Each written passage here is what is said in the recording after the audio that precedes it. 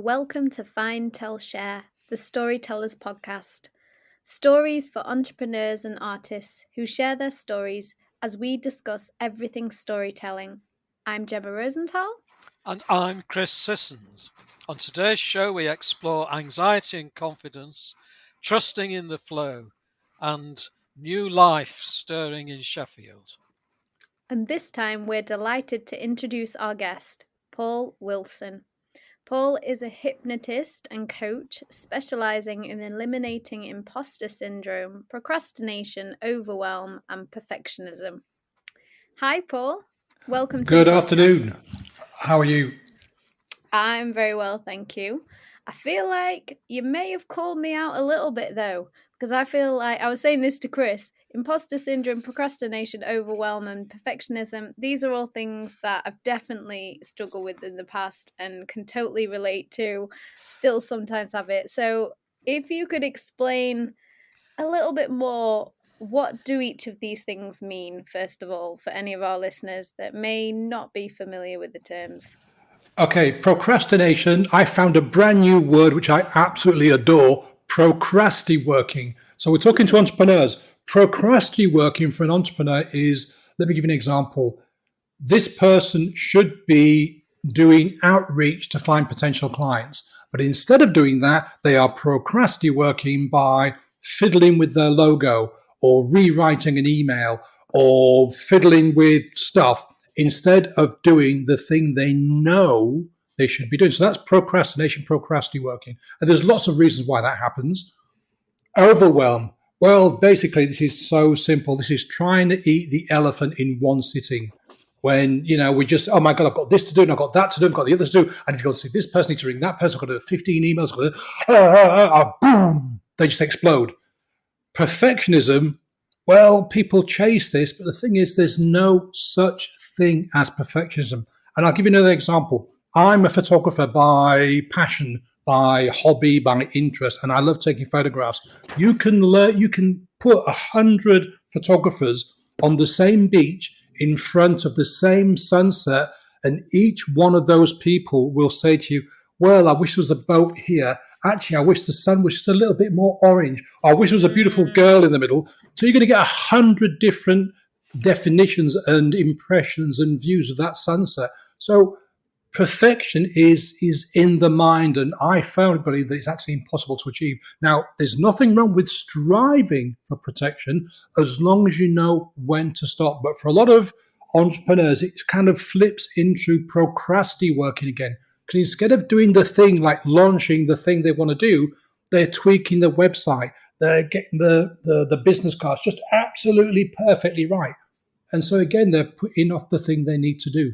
So in a nutshell, that's the three things: perfectionism, overwhelm, and procrastination.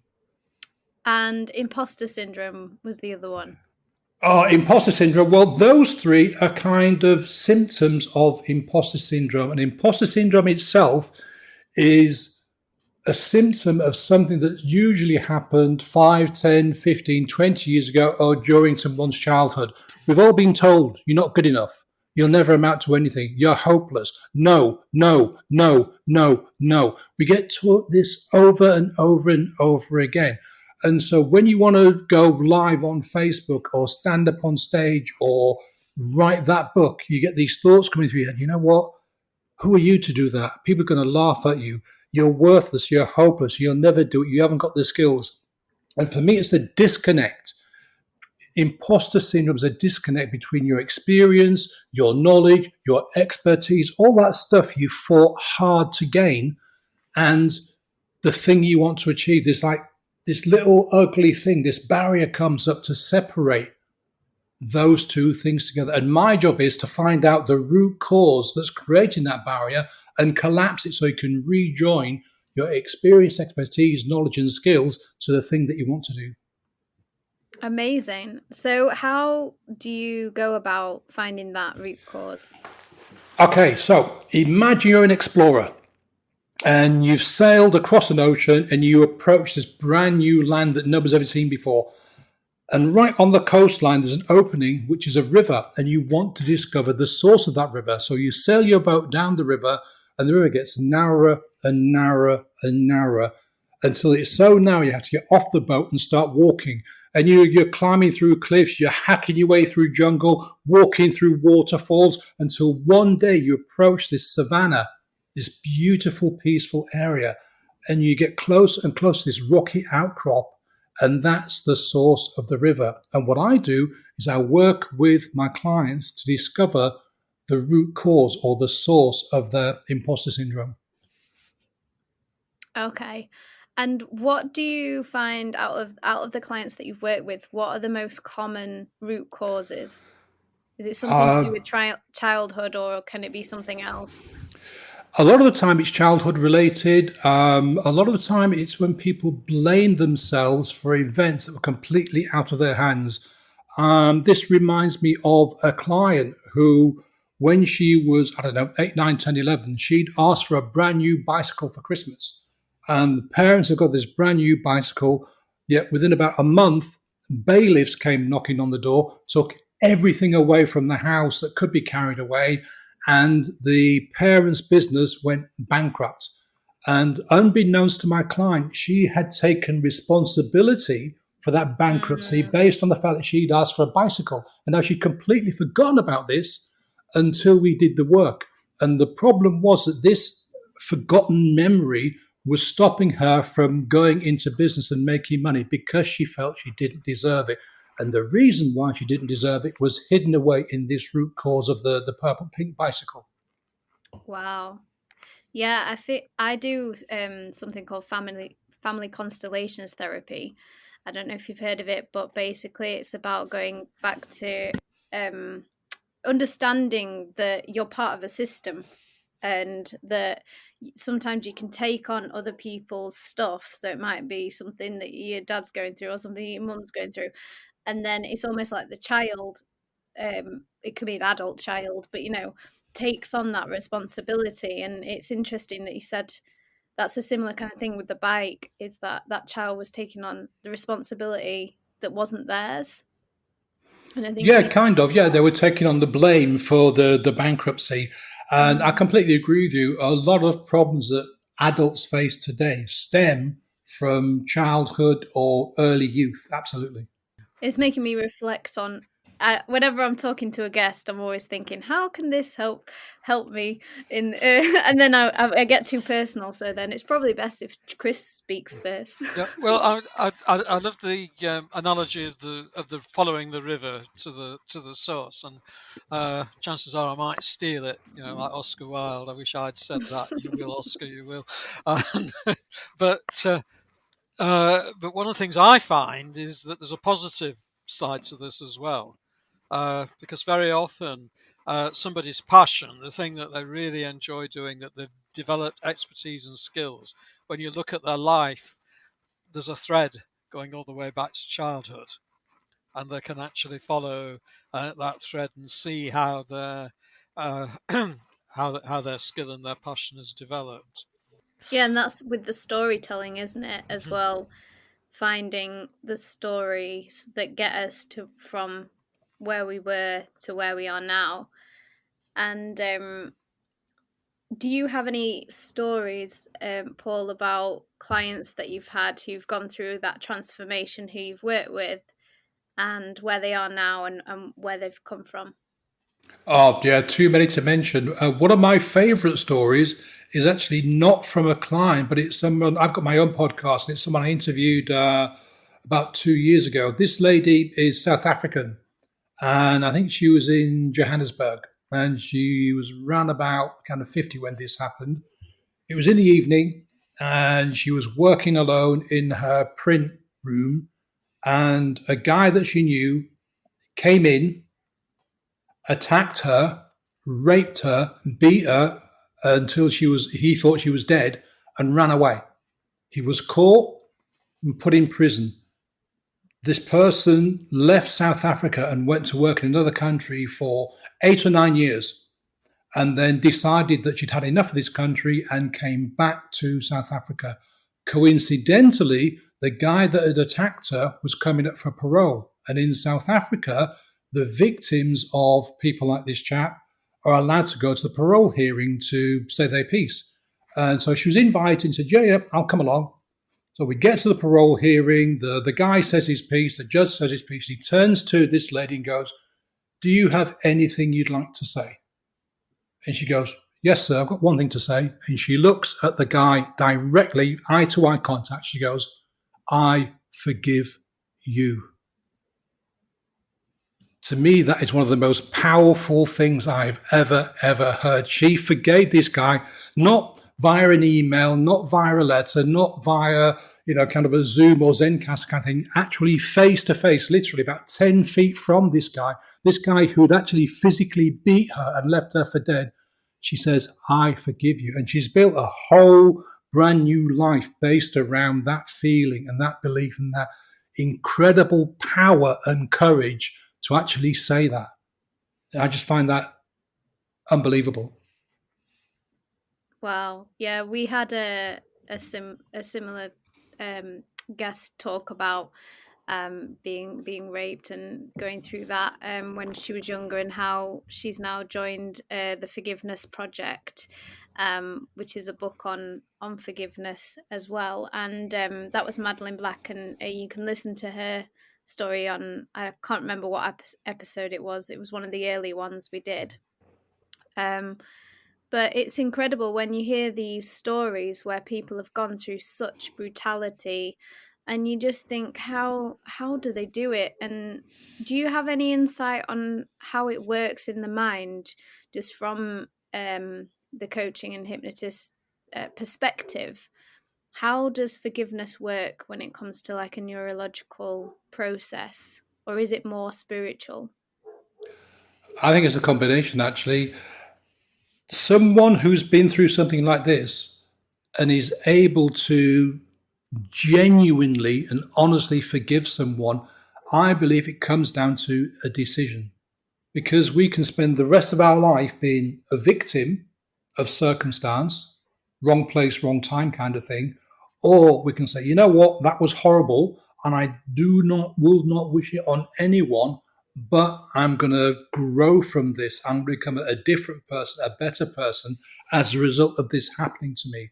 And I truly believe it's a mindset thing. Someone actually makes a conscious choice to live a better life, and rather than be that person's victim for the rest of their lives, they go, "You know what, that was enough. I've grieved enough. I've gone on enough. End of story, and I'm going to move forward with my life." So I really believe it's actually a decision, a mental process that people go through. And yeah, it's partly spiritual, it's partly just mindset, a lot of thought, a lot of deep thought has to go in before someone can make that decision. Because again, it has to come from a place of real, total honesty and power and courage. Yeah, because it's not something you can do straight away normally. And it's also something, it's really important to feel the feelings as well of, to not just jump straight to forgiveness. I forgive you, unless it's actually a genuine process. Oh yeah, absolutely. There has to be time to grieve. I'm not saying that someone goes through something horrible and goes, "Yo, great, thank you very much, I'm fine now. Yeah, whoop, let's get on with days. I forgive you." No, there's a process of recovery, physical recovery and mental recovery, and this can take a day, a month, a decade. Every single person is different. Some people never recover from this, never, and yet other people, they can just go, "You know what? I've had enough now. I've had enough grieving. I've had enough suffering. I want to move on with my life." What difference does it make if they actually say, "I forgive you," to the person who harmed them? I mean, if they forgive them, do they have to do that? I mean, for example, the person who harmed them might die in the meantime, so it may not be possible. But even if it is possible, is an essential part of forgiveness? And if it's I don't think optional, what does it add? I don't think it's an essential part, but I think it demonstrates to the person themselves that they have truly forgiven. Because some victims of horrible things can never face that person again, can never face their attacker again. So it takes a tremendous amount of courage to actually stand face to face with that person and say those words. And I think that's the big difference, is that somebody can do that for themselves. It just demonstrates that, yeah, they really have forgiven and they really want to move on with their lives. Is it time to hear Paul's story, Jemma? Yeah. Yeah. Yeah. Paul, we'd love to hear your story now. Okay, I've got lots and lots of stories to share, but I've thought of one in particular because we are told that strangers are dangerous and we should stay away from strangers. We should avoid strangers. We shouldn't come into contact with strangers. And I'm not just talking about when we're kids, but also as adults. We should avoid eye contact. We don't get into conversation and all this kind of thing. And I find that astounding because I have been helped so many times by strangers that I've forgotten how many times. In the 80s, I used to hitchhike a lot. I spent a lot of time in Europe, summer season by the beach working on campsites, winter seasons working in ski resorts. And in between times, I would travel around by hitchhiking usually. And this one particular occasion, I had finished a winter season in Switzerland and I was traveling through Yugoslavia, because at the time I'm talking, it was still known as Yugoslavia, and down into mainland Greece, and I was island hopping. So I'd jump on a ferry, get off, spend a few days or a few weeks on an island, and then jump on another ferry or get a lift on a fishing boat or something. This one particular time, I was on, I think it was Crete, but I'm not exactly sure. And it had been a long day. It was a beautiful, beautiful evening. The sun was starting to come down. And I'd been walking and walking and walking for, I don't know, God knows how long.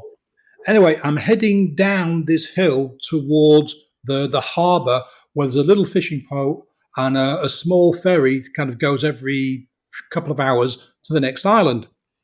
And I'm walking down there and I notice on my left-hand side, there's something slightly bigger than a shepherd's hut. And there's an old guy sat outside with a table, another chair, and a bottle of ouzo and some olives on the table. And I'm walking along and I'm about to kind of go, nod my head and say hello. And he looks at me and he beckons me over in American English. He goes, hi, buddy, come over, come and have a drink. So first of all, I'm astounded because I'm in the middle of nowhere and this guy's speaking English with a brilliant accent. And he's about, 75, 80 years old, something like this. And I went, yeah, great, thanks. So I walk across his threshold and he says, grab a chair and we sit down. And he says, look, have a drink, have some olives, help yourself. And we start talking. And there's me presuming that this guy's a local villager that has lived here all his life. And it just shows how wrong it can be. This guy was a former captain of tankers and cargo boats. He was a marine skipper. And he spent his whole life at sea, because for those of you that don't know, Greece is a huge shipping country. Yeah, they've got millions and millions of boats all around the world. And Piraeus, which is the massive harbour outside of Athens, is like one of the busiest harbours in the world. Anyway, we're talking and he's sharing his stories about his life at sea, and how, he'd met really famous people, really wealthy people, really, incredible people. But he decided in his retirement that he was going to retire to this tiny little cottage just above the port, because he liked his solitude and he liked his peace and quiet, but he still liked to be able to watch the boats going in and out of the harbour. And we're sitting there and we're chatting, and he's offering me food and everything. And he starts to ask me about my journey and what I'm doing here and what my plans are. And it's such a beautiful moment, because there's no agenda on either side. It's just two people sitting down, having a conversation over a glass of wine and some olives. And time flies by. And I notice that it's starting to get dark. I say, well, I better go now because I need to get a ferry across to the next island. And he looks up and he goes, you've missed it, my friend, because the last one leaves at, 7 o'clock. So that's a bit of a bummer. I said, no problem. Look, you've got a sleeping bag in that rucksack of yours. I guess you can keep on the floor. And so I spent the night until it got really, really dark, sitting and chatting with this gentleman. And then when it gets too dark, he says, okay, I'm off to bed now. Here's a candle. You can sleep here. In the morning, I wake up and there's cheese and bread and olives and more wine and honey. And we sit down there and have this magnificent breakfast. And he says, you know what? I fancy a walk down to the harbour come with me and I'll get you on a boat. You don't need to pay for the ferry. I'll find you somebody that's going across to the next island. And so we finish breakfast and we take a gentle stroll down into the small little fishing village, harbour, come port. It's kind of a mixture of everything.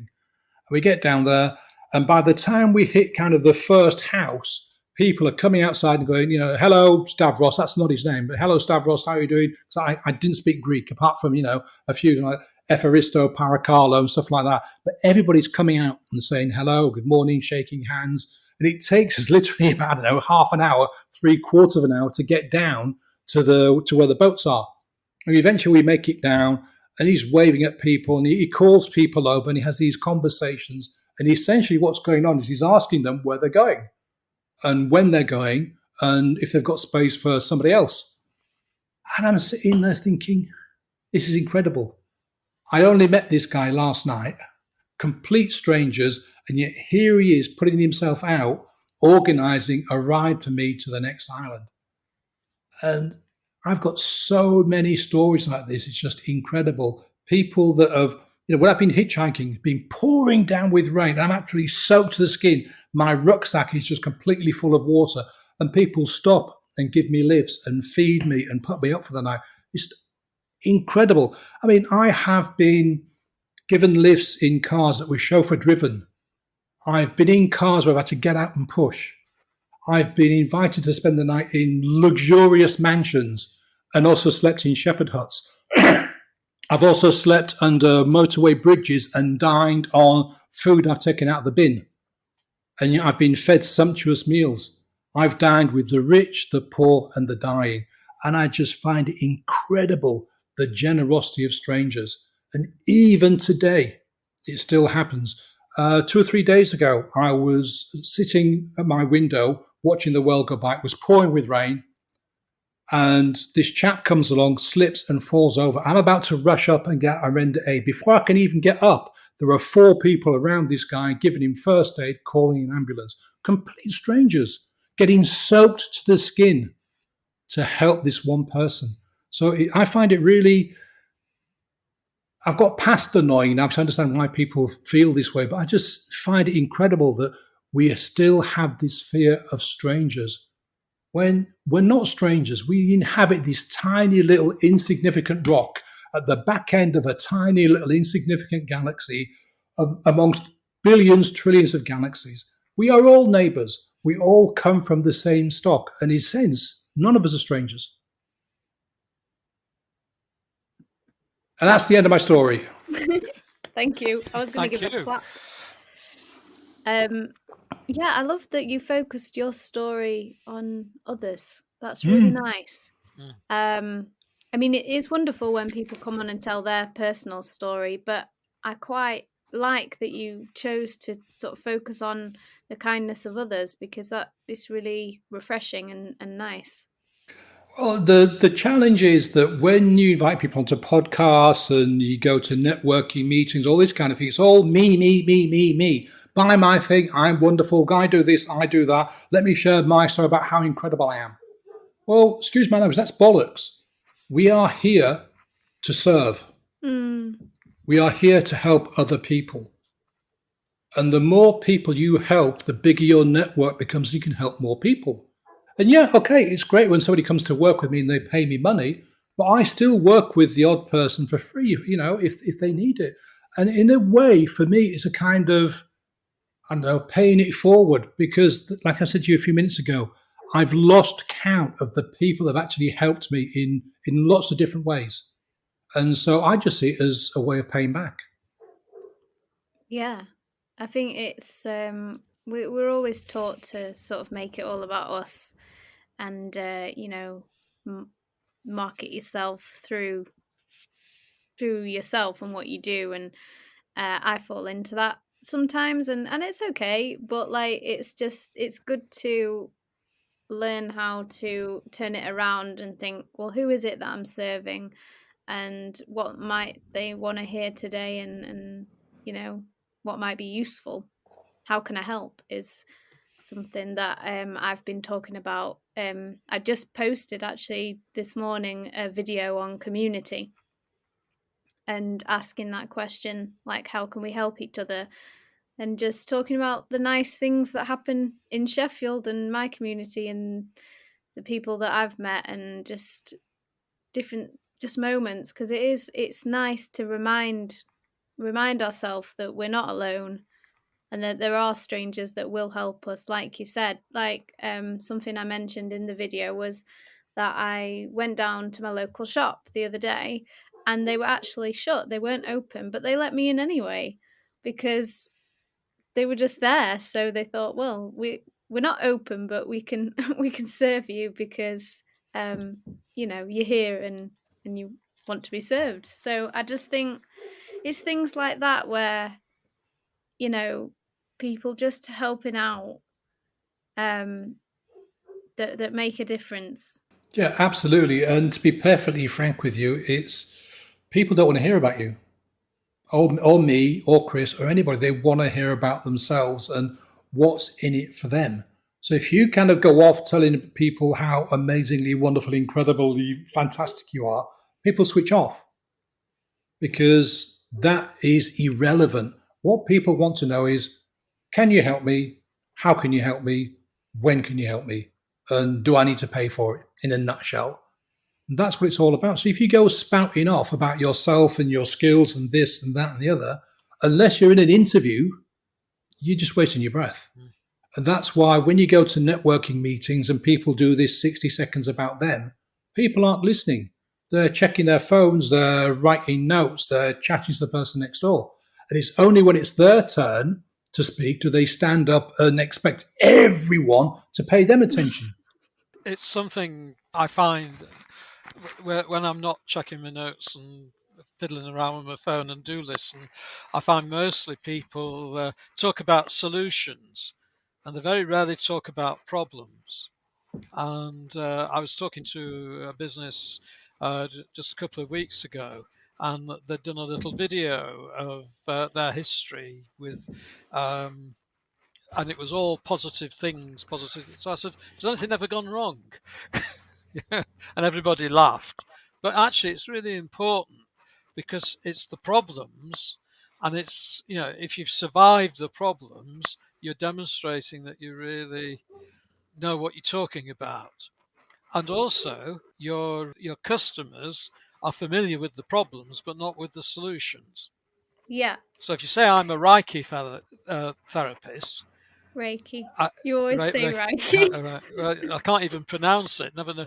But I mean, I've no idea what Reiki I can't say the other word either. Therapists do. I But can tell you that, Chris. yeah, I know you can. But the point I'm making is that if you say I help people who are in I don't know, muscular pain or something like that, Mm.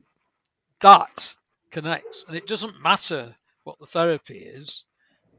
Because you Yeah, can the connect problem you is connect what through the people problem. want to know. Well, Yeah. people want to know that you're human. That's the first thing. Mm-hmm. And we don't learn anything from when stuff goes right. People want to know, like Chris mentioned a few seconds ago, okay, this went pear shaped. This is what we did to unpear shape it. And Mm-hmm. that's what Yeah. people are interested in. How did you get over that? How did you deal with it? Did you get angry and frustrated, upset? Did you throw things at the wall? Did you scream and run away? What did you actually do to make it that work? Because it's a fabulous story. And in that story, there is learning, there are lessons. Because if I want to do the thing that you've just done and it went pear shaped, I go, oh, right. So if I want to make my thing work, I need to avoid that thing. Or if that thing happens, I need to do this, this, this, and Yeah. this. Well, that's what I'm actually going to talk about with something that because I write songs and produce music, and the story of how I created my new single, Trust the Flow, is kind of actually a story about how something was going wrong. So I was trying to produce a song and I was trying to get it sorted. I can't remember which song it was, but it wasn't going to plan, and I have found it very, very difficult to get music out there for many years now. And this is not just something that I struggle with. It's actually a lot of musicians out there, especially females, who may have had problems of abuse or different things from males that they may not feel comfortable in the studio with and things like that. But then it's something I have to overcome, and I have, made steps now to overcome this and feel a lot more comfortable in the studio. But I also wanted to set up my own home studio. Now, I didn't have a proper laptop. My laptop was broken. I didn't have a mic. I didn't have speakers, and all these things is you'd think that you'd need for recording music, but actually I did it all on my phone at first. Not this particular song, but this is how I started off. I found when I got a new phone, because I even needed a new phone to be able to do this on GarageBand, and I started to produce on my phone. And then I finally got a laptop, and it had and then I got a different program called Logic, and but I was still having problems with the program, and I still wasn't able to do the song that I was having because I was just getting used to it. So anyway, I thought in that moment, I just thought, you know what, I'm just going to do a new song because I need a fresh perspective. I need something new. I need to get out of this box of trying to make this particular song work, whatever the song was. So I just went to a new page and started to project, that's the word. I went to a new project and I just started to press buttons and make a sound with it. And then I started to sing over the top, and I just got this hook going, trust the flow. And I was like, wow, I'm going to whisper that. And I thought, wow, yeah, this is what it's about. You've got to trust the flow and not get stuck in kind of these mindsets where everything's going wrong and it's not working for me and this, that, and the other. And then eventually I actually reached out to a mixing and mastering person that in Africa.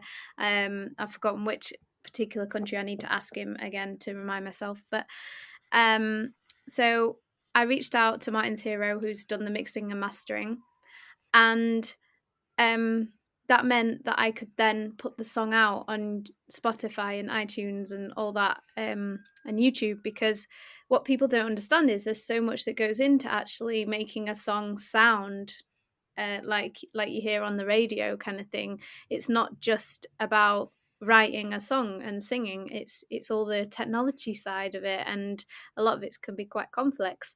So yeah, that's the little story about my new single called Trust the Flow, and I hope that kind of gives a bit of an insight to anyone that might be struggling as a musician, or things that sometimes if you are getting stuck, you do need to just allow yourself to be open-minded about the solutions for it, that there may be another path, that there may be another song that's going to come out, or there may be another person that you need to contact to get the song done. So yeah.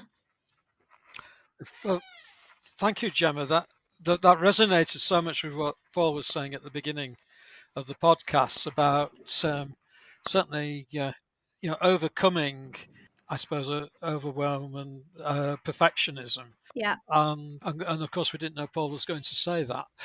So I was wondering, Paul, do you need an anthem? Do you need a song to celebrate and promote your business? I sing my own song. What I love about your story, Jemma, is three things. First of all, you didn't give up. Secondly, you probably don't realize this, but you kind of went back to childhood. You said you got this thing, you started pushing buttons and pressing things to see what happened. How do we learn stuff as kids? We grab something, we bang it on the side, we push the buttons, we pull it apart, we throw it around. And that's how we learn. And, just the sheer understanding that when we mess up, it's a great place to learn. Too many people get frustrated that they don't do a track, all the way through first time round. Now, I'm not an artist. I've never recorded anything, but I do know that these tracks that we hear on the radio or hear on TV or whatever, that's just not the first recording. They may have done 100 versions of that, or 200 or 300. The producer may have been in the studio for like an entire weekend. Prince is renowned for going into his studio and not coming out for weeks just to get one piece of music right in his mind. And I think that's a fabulous story, because it really highlights that if you are determined and you want to do something, you'll get there. Yeah. Yeah. And I'm still going through it, because I've still got tracks where things are happening to them and I'm thinking, what the hell is going on here with the technology side of, there's certain things that are happening, but I'm not going to give up. I'm still gonna, do my best to think, okay, there must be a solution.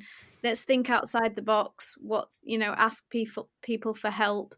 And it does take time, I think, and one of the things I've had to do is work with therapists and coaches to get over these blocks, because it's not just, the external problems that you face, it's the internal problems, those doubts, those thoughts that say, I can't do this, nobody's bothered about my music, nobody would listen anyway, and all these thoughts that actually aren't true at all, because I've now got friends telling me how they resonate, with my songs, and how certain lyrics or certain melodies that they really enjoy. So it's kind of like keeping in mind that if you resonate with something, there'll be someone out there that will do. Not everyone, but there will be people out there that resonate with it, because if it's coming from your heart and your soul, and it's something that you feel passionate about, there'll be other people that feel passionate about it as well. And it's just finding those people and sticking with it. I think the most important thing out of that, Jemma, is the fact that it really only matters if you are enjoying what you're doing, if you enjoy the end result. And if you do it for you, then okay. If you don't find anybody, it doesn't really matter at the end of the day, because you've done it for yourself. You've enjoyed it. You enjoy the process. You enjoy learning. You enjoy the whole thing about creating music, finding lyrics and melodies that kind of fit together. All of the really famous artists from all time produced music and creativity because it was for them. It was their thing. Picasso, he was working into his late 80s or early 90s every single day, because that was his life. That was his passion. He didn't really care whether people, liked his stuff or he sold it. He just produced and produced and produced and produced. The ones that kind of, the one-hit wonders, or people that kind of aren't successful, start making stuff to please other people. Yeah, and then, okay, they may get one hit and it goes mad, but then after that, it's, well, what do I do now? Because they can't reproduce that thing because it wasn't for them. And once you get over that, once you understand that, then, yeah, the sky's the limit. Absolutely. Yeah, thank you. Well, I think we're going to play the song now.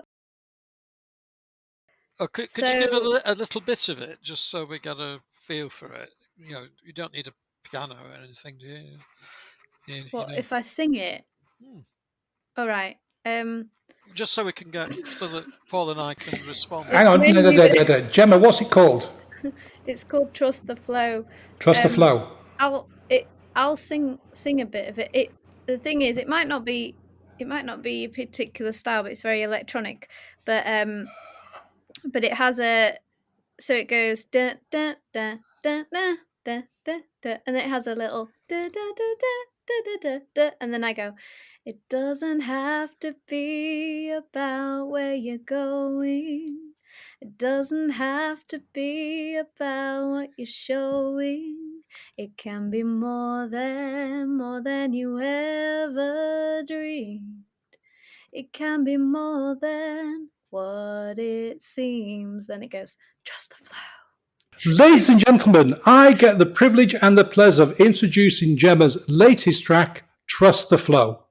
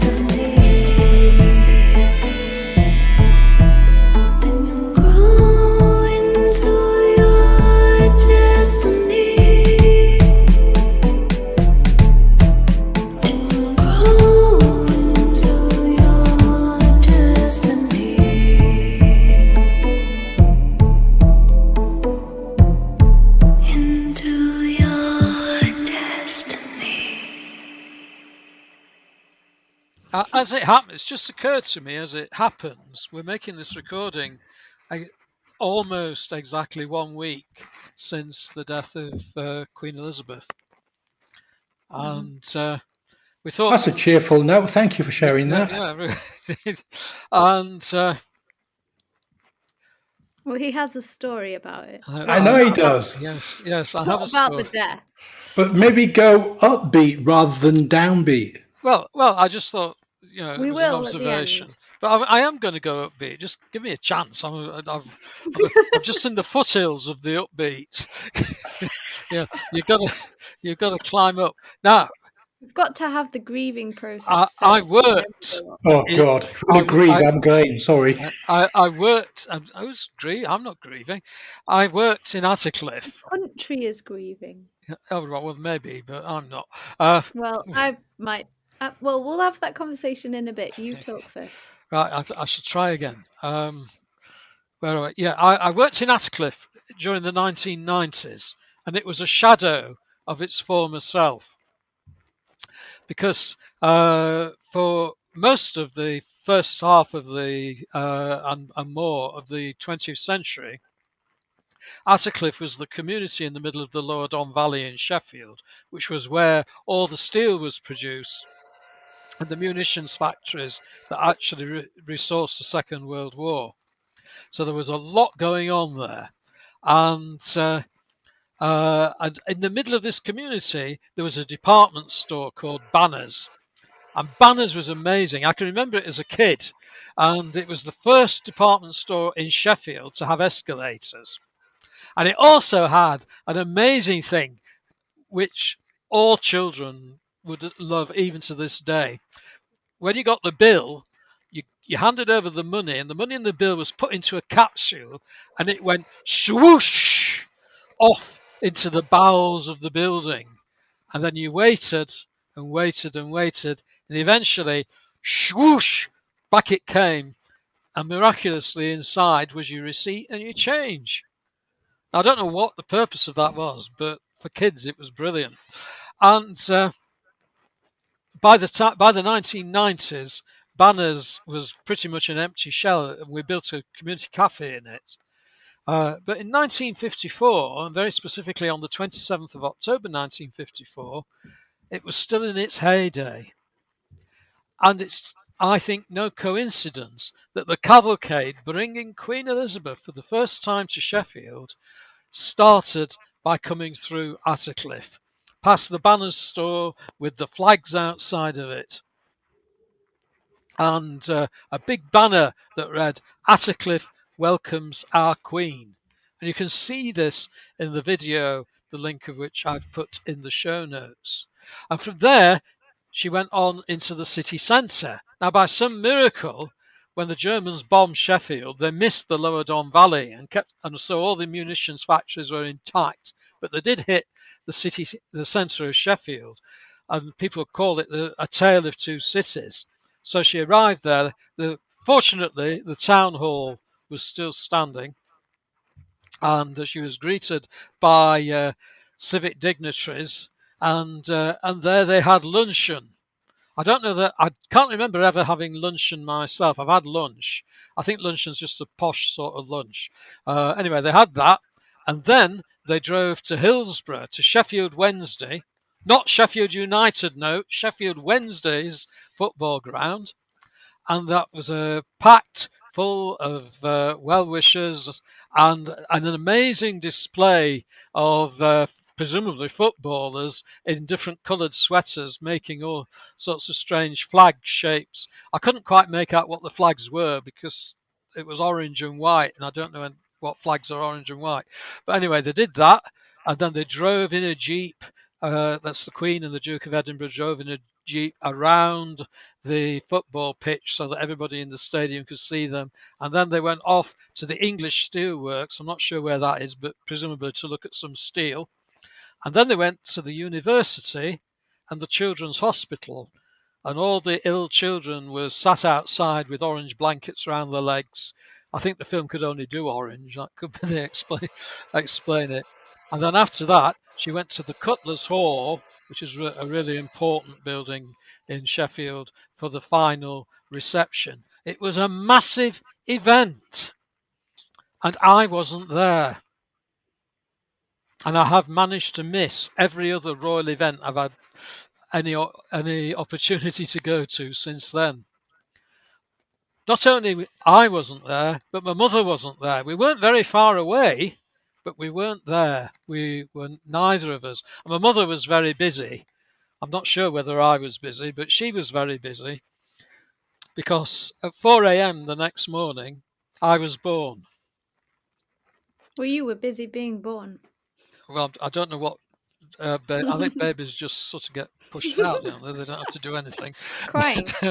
And my mother was always sorry that she missed the Queen. I was 11 days late, and she never let me forget it. Oh. Did your mum like the Queen? Did she want to go and see her? I think she was. I think it was. I think that particular visit, and I hadn't realised this until I saw the video, which has only just been this week. I've seen another video which just did a little bit in the city centre, but I hadn't appreciated what a massive event it was. It really was.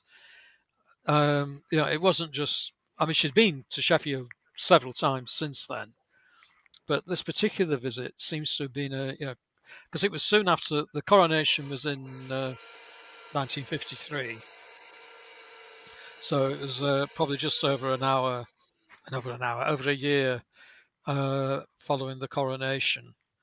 So, and I get the impression that the whole country was very much aware and alert to her at that time and put on very big, spectacular shows. And I also wanted to tell the story by trying to explain a bit about the city and how it was recovering from World War II. Yeah, because I think that's the thing, when I'm talking about grieving, I'm not necessarily mean like it's like a personal grieving thing, because a lot of people didn't know her really, but I suppose it's like a grieving in the sense of like having something be the same for so many years, and then it's like I was saying about trust the flow. It's like a change. You have to go with what is now happening, and you have to accept reality as it is. You can't sort of wish it to be something that it isn't. But you can change things. Obviously, there needs to be changes made so that we can be better as a society and things like that. But I guess like it's just accepting what was and sort of appreciating, I don't know, what is. I don't know what I'm saying, but People don't like change. It's the biggest thing people are afraid of. And you're quite right, Gemma. The Queen was on the throne for 70 years. And now there's a massive change. We've gone from a king to a queen, and all the abolitionists have come out, and there's lots of toing and froing. People are afraid of change. People want to maintain the status quo. Go to any town in any place in the world and look at an old building that's been knocked down to bring in a new building, and there will be people that will complain, oh God, that building was so amazing, it was this and that. Look at this monstrosity they're putting in there now. Because people don't like change. They're comfortable with what they know. And for a lot of people, change is scary, change is frightening, which is why a lot of people don't do what they need to do to improve their lives, because it's too scary. The unknown is a frightening place. I mean, when we're kids, monsters in the cupboard, monsters under the stairs, monsters under the bed. There's nothing there, but our imagination is incredibly vivid. And so we think there's something there. And that is scary. What will happen if? What will happen if it doesn't work? What will happen if it does work? And a lot of my time is spent helping people to see that they are worthy of change. That, yeah, it might be the unknown, but it's also exciting. It's also, an opportunity. And this is what so many people miss. And I think one of the things I've noticed this last week, listening to sometimes feels like endless uh, News. material on the BBC, is that and it actually resonates with your story, Paul. The Queen, because she couldn't express a political view, which was a decision that she and others had made, she instead befriended people of all political views. And one of the reasons why we got hundreds of representatives of other countries visiting this country for her funeral is because they personally met her. They had tea with her. It wasn't just Paddington Bear; it was including Putin. And I saw Putin's response, and it was incredibly positive. He didn't take the opportunity that you'd expect him to take to have another go at knocking Britain. He was actually very positive about her. I thought he's another one who's had the tea treatment, uh, and she, she became adept at befriending strangers, and so maybe and is mourning. I mean, mourning's appropriate for her immediate family, but maybe we should be celebrating her past and her record, as opposed to mourning her departure. And it's very much the way in which we tend to frame it as a loss, as opposed to 70 years of gain. Yeah, but it's like everything. People frame things in a way that works for them. Mm. Most people will see it as a sad loss. A few people will see it as an actual triumph because now they've got an opportunity to push forward their political agenda. And other people, like you were saying, Chris, will kind of go, well, this is time to celebrate her 70 years of service. But to be honest with you, I've stayed well away from it because I don't watch the news. Mm. I stay away from the news because the news is always negative. And this is, we're talking about overwhelm earlier on. People get overwhelmed because they wake up, they turn the TV on or they turn the radio on, and they get the news. They drive to work, they have the news. At lunchtime, they watch the news. They come home, they might read a newspaper and they watch the news. And it's the same stories repeated over and over and over and over and over again. And the news is designed to make us feel, miserable. It's all negative. Unless, of course, you've got the 15-second clip at the end and ha ha ha, look at this puppy doing these incredible things. And thanks for watching. See you tomorrow night at 9 o'clock. So I purposely, and I say this to my clients as well, two things: cut down your consumption of the news and stop doom scrolling. On social media, people have the ability to control their feeds, but most people don't. So they get negative comment after negative comment after negative post after negative post.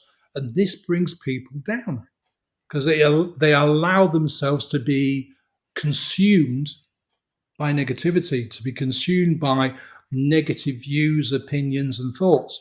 Everyone's entitled to their views and thoughts, but I don't have to watch or listen to them. And that's the big difference. And if more people would kind of go on a news diet, they'd feel a lot better and a lot happier. And they'd be able to actually express their own thoughts and views and opinions rather than those of other people. Yeah.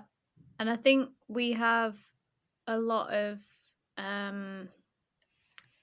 there's certain agendas which you can't be helped if you've got like certain channels or whatever. And I think the good thing about the internet is that you've got a wider range of options of what you can listen to, like but at the same time it's still influenced by the mainstream media and by what we're told is reality. And I think the reality is that there's a lot of things going on that isn't on the news. And I don't know, what's that song, something like the revolution will not be televised or something like that. Like, Yeah, but the I thing think is, there's always something going on. Always, yeah. always, always. And it makes me smile when people go, look at this demonstration. Why is it not on the news? Well, because nobody's interested. That's why.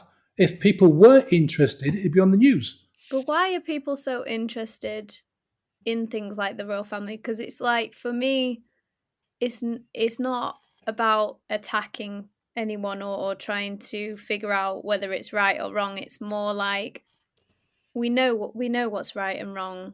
We can understand, the basics of human things, but it's just the behavior of like, why is it that certain people get lifted up and put on TV all the time? What is it about us that needs that figurehead, that needs that princess, queen, king kind of thing? Even if it's not within the royal family, even if we didn't have a royal family, we'd still put certain people on pedestals and expect them to lead us in a certain way, even though she didn't politically lead us. But like, even with politics, like, it's like, why is it that we don't have that sovereignty within ourselves to lead ourselves to really truly communicate in a way where it's not about these figureheads where we either say you're really, really bad or you're really, really good and amazing? Do you understand what I'm saying? It's like, don't we need something where we can all be sovereign and all have that power within us? We all have that power within us, but people want to be led. We are, with all due respect, sheep. You get, how come a pop star who's good at singing and not necessarily anything else can then come on and talk about this or that or the other, and people will agree and go, yeah, that's really important what you're saying. He's got a really valid point. The Because singers it's, are great. No, I'm joking. I'm this just is, people want to be led. People yes. want, and it's always been the way. It's always been the way. We want to be led. We want someone to tell us what to do, because for the majority, we don't want to take responsibility for our Our lives. own lives. We want to blame other people. I want to blame the Prime Minister for this. I want to blame the Queen for that. I want to blame the government for this. I want to blame my next door neighbour for that. I want to blame everybody else instead of taking responsibility for my own actions, my own life, because that's the easy route. Easier. It's so much more difficult to sit down and think and take responsibility. It's so much easier to blame. So if I've got a figurehead, yeah, they say do this, I go do that. They say do this and it works out wrong. I can blame them because they told me to do it. Because people don't want to take responsibility. And the few that do are the ones that make things of their lives. They're the ones that do something because they've understood from an early age that they want to get somewhere. They have to take responsibility and not rely on other people leading them. It's as simple as that. That's why we have celebrities. And, the royal family is a soap opera. Has been for a long, long time. Go back to the 1930s, before World War II. There was a famous divorce, and it kind of split the royal family and split public opinion. So, and it's always been that way. The royal family is a soap opera. I mean, people ask me, what do you think of the royal family? And I use a famous quote from The Hitchhiker's Guide to the Galaxy: mostly harmless. Because the royal family has no political power. They've got no, control over anything. We just like to think they do. So, yeah, I'm ambivalent. She was a great lady, did a lot of work, but I'm not going to cry because she's passed away. And neither am I going to celebrate that she's passed away either, because I don't want to and I don't need to. If people choose to do that, then that's their choice.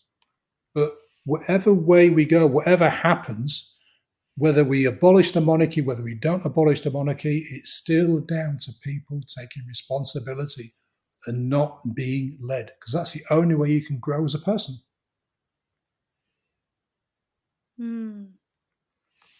There's loads of things I probably want to say, but until I know the facts of what I'm saying, I'm kind of like, I don't know. I just don't. I don't like the idea of that we ruled or still rule different countries. I think that's wrong. But that's just my opinion. But again, it goes back in. It's not just my opinion. I think it's something we all need to feel free, and we all need to feel that when we are led by someone, because I think we do need leaders. Do we? Look, which government has led us well in the past 100 years, apart from, say, Churchill and World War II? The thing is, yes, this country and pretty much every single country on this planet has done horrible things. But that's history. Yeah. It's gone. It's done. It's dusted. It's over. People, if they don't want to be led, they have to make a choice. And most people have that choice, but they don't make it. It's as simple as that.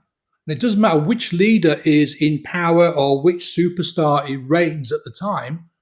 Yeah, people want to be led. Always have been and always will be. Look at a great and a very horrible example of this is Hitler. Hitler found a scapegoat. He worked that scapegoat till pretty much everybody in Germany was following him, and then he caused havoc for the next, several years because people chose to follow him. Now, it was difficult not to follow him, but people did reject him. People did rebel against him, but we don't hear about them. So it's all about making a choice. Decision. One of the weakest excuses you can ever make, and we heard this at Nuremberg so many times, I was just following orders. And this people want to be led. Most people want to be led. Most people don't want to take things. They're frightened of, we talked about on one of the podcasts directly about, because there's a book about my family that's been written because they came over from Germany to escape the Nazis. And I guess there was just so much fear. Now, I'm not saying that was a good choice that people made to not stand up to them, but I can understand, why that would be frightening to do, because they could die. And I do think it is, it's not easy to stand for your principles or to stand to do what the right thing is to do when you have a lot of fear. And even in the smaller examples of that, where, okay, you may not die, your family might not die, but it's still, there could be a threat of being thrown out of a community. Like, I've had it in certain times when I've said something and I've been, thrown out of the group, or, told I can't do this and can't do that because I've said something, so it can be really frightening. And I do understand people who, I'm not going to judge anyone who doesn't speak up or doesn't do what they want to do because, of that. So I do think we need to give a little bit of grace to people who aren't able to fully, be in their own power. It depends what you mean by be in their own power. Yeah, of course, it's terrifying. Sometimes things can be terrifying. I talked about the lady earlier on. I've got another example of someone I interviewed, a lady who'd been in a narcissistic, physical, verbal, and mentally abused relationship for a long time. And it got to the stage where she'd just had enough. And so one day when he'd gone out to work, she grabbed her kids and one shopping bag full of clothes, and she left, walked out. Now, the next few years were incredibly difficult for her, incredibly painful, but she made the decision to leave that relationship and put herself in a lot of difficulties, but she chose to, because it got to a stage where she worked through her fear and moved forward. Now, a lot of people put up with that for the rest of their lives. And yeah, of course, what Hitler did was terrifying and horrifying, and people had to flee. And I'm not specifically directing this there. I'm talking about people today who are free. In this country, we are free pretty much. Yeah. We can do, if I want to become a belly dancer, I can become a belly dancer. If I wanted to, fly an aircraft, as long as I'm physically fit and pass the test, I could learn to fly an aircraft. If I want to leave the country, I can leave the country. If I want to go to Speaker's Corner and say the Queen was a rabbit and Boris Johnson was the best thing ever, I can do that. Whereas in other countries, you're going to get shot or arrested or beaten. So this is my point. Today in this country, we can face change. We can do things. We can lead ourselves. But a lot of people choose not to because that's the easier option. Yeah. I've been to Speaker's Corner, actually. I got told, it was actually the person that we saw at Speaker's Corner, the only person I ever saw at Speaker's Corner was actually a racist. As in, she like literally said to people, she said to my teacher, who was Canadian, she said, "Go back to America." And she said, "I'm Canadian." But she said that I was wearing black, and that meant I was an evil witch. And yeah, it was very, very strange. She was a crazy lady. But yeah, that she was saying all these very, very bygone kind of viewpoints. But I was really surprised at how, yeah, she could just stand. I mean, she was getting attacked by everyone in the crowd, as in not attacked, but they were speaking up to her and saying, "Look, this isn't on what you're saying. You need to shut up," basically. But like, she carried on. But yeah, that was a strange experience. Not quite sure what the outcome of that story is. Whether I can use that story in any way to show anything, because don't really have any positive outcome from it. But Well, it does in the sense that this particular person had a viewpoint and wanted to express that viewpoint regardless of what other people thought, regardless of the fear she may have had of being verbally or maybe even physically attacked. yeah. And I think that, so even though we are against what she was saying, that person had the courage of her own convictions. And I think that's a really good demonstration of standing up for what you believe in, even though it was wrong, yeah, and actually getting out there and doing things. And we're talking about kind of free speech. In a lot of groups and social media and platforms, I have to laugh because, take Facebook, for example.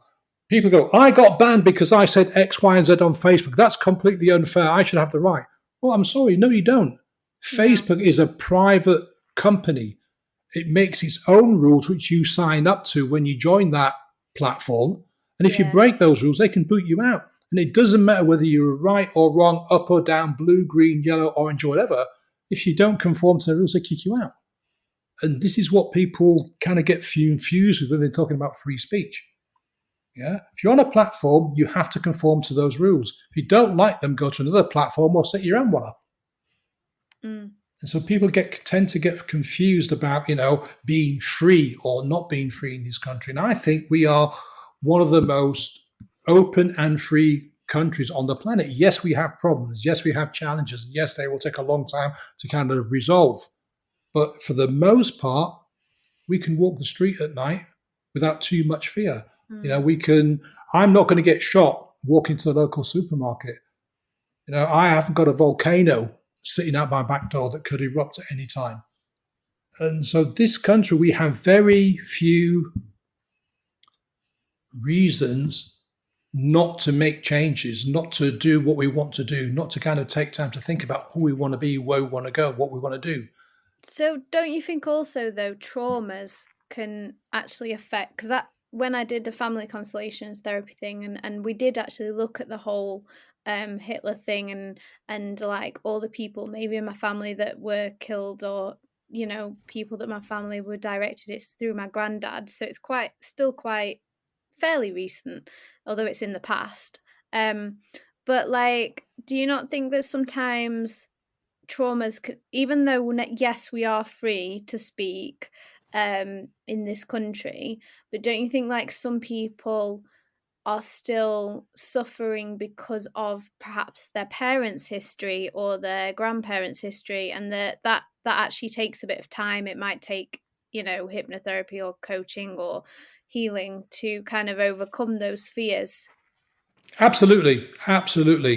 There are people out there that have suffered horrendously, and yeah, it could take the rest of their lifetimes to deal with. But it's all down to personal perspective. It's all down to how that person sees themselves and what they want to do about it. Yeah. Some people kind of just want to live with it as if they feel the need that they have to keep it and stay with it. Other people want to distance themselves from it and move forward. So Yeah. it's completely down to the individual. And yet, a lot of people are stopped by their past in simple ways, like I mentioned earlier on with imposter syndrome and the pink bicycle, but also from physical, verbal, sexual abuse, all kinds of horrendous things. And that does impact on their ability to move forward. So absolutely, you're right, 100%. Yeah. Chris, do you have any other thoughts on any of those things? Oh, it's been interesting listening to it. I didn't realise my story would trigger Take that route. a conversation. But I think we're probably close to the end now, Yeah. Jemma. So Yeah. Well, I think it's a good conversation to have, because I think when Chris asked me to do the podcast, and I knew that it was going to sort of bring up conversations where I'd have to face the fear of speaking about things where I didn't know who's going to be listening, or I don't know if I'm going to say the wrong thing, and I think facing that fear and actually just speaking what you think in the moment, even though it may be right, it may be wrong, but there isn't really right or wrong, because it's just you expressing your opinion. But there is on some things, obviously, but you know what I mean, as in, like, I do think even for me, doing this podcast was actually a step out my comfort zone in terms of being heard and seen. And well, they can't see me, but you know what I mean. It's like actually speaking up. And I know most of the time I'm asking questions anyways, but when we're having a conversation like this, it does require, going a bit deeper into these topics, which sometimes can be a little bit controversial, or not controversial, maybe isn't the right word, but it's making people think differently. Absolutely right. There's a quote I love from the book Dune by Frank Herbert, which really talks about fear in a different way. And I'd like to kind of read that quote now. I must not fear. Fear is the mind killer. Fear is the little death that brings total obliteration. I will face my fear. I will permit it to pass over me and through me. And when it has gone past, I will turn the inner eye to see its path. Where the fear has gone, there will be nothing. Only I will remain. And what you just said there, Jemma, it kind of highlights that in a really great way. Yeah, you were frightened about saying the wrong thing, whatever that might be. You were afraid of having to talk about things, discuss things that might not kind of resonate with you. But you've done it and you've gone through it, and you can look back and go, you know what? Yeah, I was scared, but I've done it anyway. And the people that do make changes, the people that do kind of push themselves forward, are the ones that kind of live that quote, that they see the fear, they deal with it, they do it anyway. Yeah. Yeah, I did. I read Feel the Fear and Do It Anyway. That's one that I read fairly recently. Which one was that book from? The book is called Dune, Dune, by Frank Herbert. They did another cover of the movie this year or last year. yeah, it's quite. Is it a story? Yes. Yeah, it's set way in the future, and again, it's a soap opera. One family living a good life on one planet are told to take over this other planet, which produces a particular type of drug that is necessary for the foundation of the rest of the galaxy to function. And there's a local indigenous tribe that lived there, and this is something that they have to overcome. And the Atreides family are the one that kind of the central part of this story. Paul Atreides is the guy that has to say this litany to get past the test, essentially. But it's a really, really, for me, it's a really important kind of quotation, because it demonstrates that fear doesn't have to hold us back if we choose to face it and face it head on and deal with it. Because most people that we see as heroes aren't heroes in that sense. They're just ordinary people like you and me who were scared witless, but they do it anyway. That's the important thing. It's not to let fear control you and stop you and actually moving forward. I mean, those people we're talking about in the 30s that left their homeland in Germany and Austria and other places to move to brand new countries like the United States, that took on a massive amount of courage. Yes, they were leaving a scary place, but they were moving to a new place which was unheard of, which was what is America? Who is America? 'Cause don't forget, there were no TVs then.